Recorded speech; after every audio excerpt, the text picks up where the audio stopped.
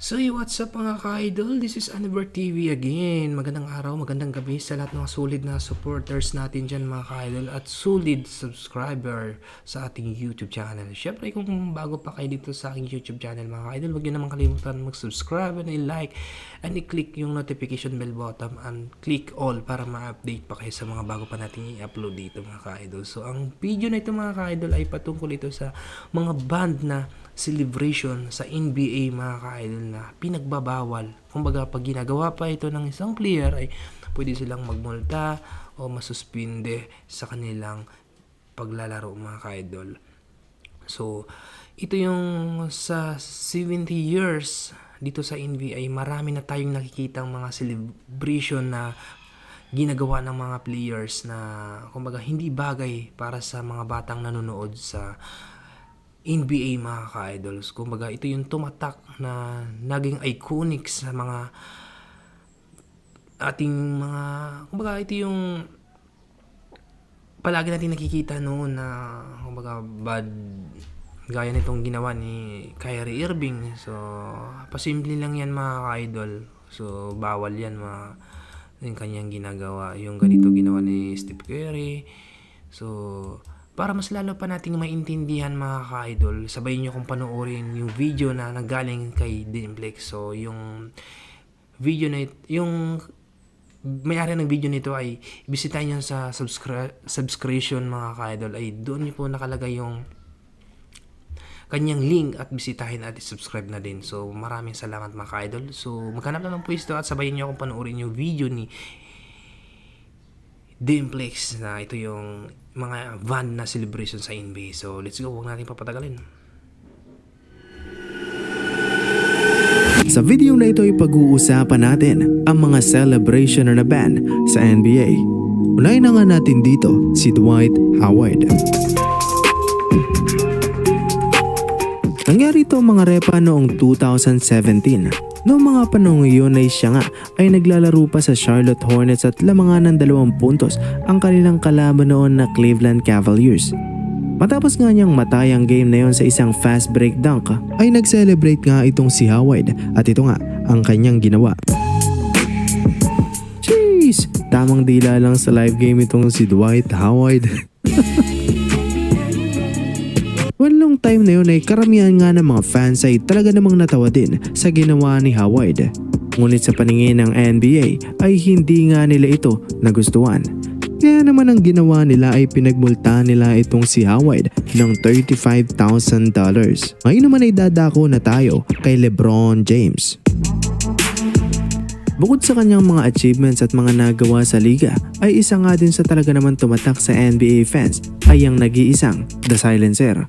Ngunit noong November 2021 ay hindi nga ito ang kanyang ginawa.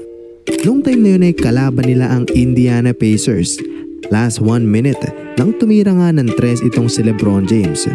Matapos nga pumasok ang 3 na yon ay ito nga ang kanyang ginawa. The Big Balls Dance. Ito nga mga repa ay pinasika talaga o naging trademark ni Sam Cassell. Una niya ngang ginawa ito noong 2004 playoffs. Sa nagdaang panahon ay marami na ding gumaya nito, katulad na lamang nila Fred VanVleet, Klay Thompson at pati nga din itong si Kobe ay ginawa din ito. Well, dahil nga sa ginawa ni LeBron James ay pinagmulta nga siya ng NBA ng $15,000 at bukod pa doon ay sinabot nga din siya ng nag-iisang Kareem Abdul-Jabbar at ito nga ang kanyang nasabi. LeBron was fined $15,000 for doing a big ball stand. Why do you need to do a stupid childish dance and disrespect the other team on the court? It doesn't make sense. Goats don't dance. Ngayon naman ay dadako na tayo kay Kyrie Irving. Alam naman natin na hindi naging maganda ang pag-alis ni Uncle Drew sa Boston Celtics at dahil doon ay marami talagang mga Celtics fans ang inis at galit kay Kyrie. Sa katunayan ay maski sa locker room ay hindi pa din siya tinatantanan ng mga fans. Nangyari ito mga repa noong playoffs, Game 1, halftime at masasabing napiko na talaga itong si Kyrie dahil matapos ngang pumasok ang kanyang jumper ay ito nga ang kanyang ginawa.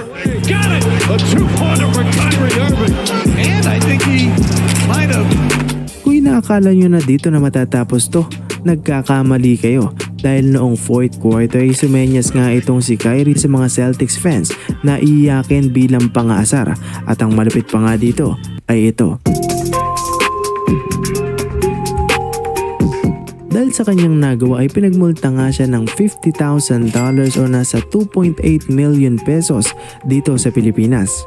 Ngayon naman ay dadako na tayo kay Jimmy Butler. Nangyari ito mga repa noong playoffs Game 5, kalaban nga nila ang Atlanta Hawks.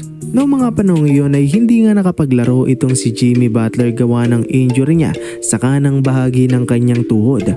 Ganun pa man ay siya nga po ay nasa sideline noon nang tumira nga ng 3 ang kanyang kakampi at ito nga ang kanyang naging reaksyon.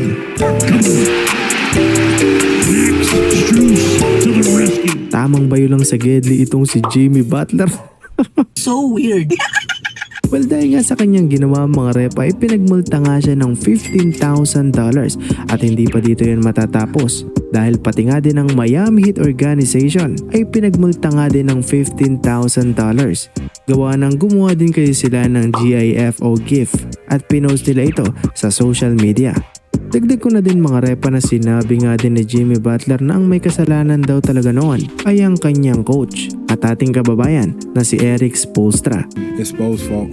He always says to celebrate everybody else's success.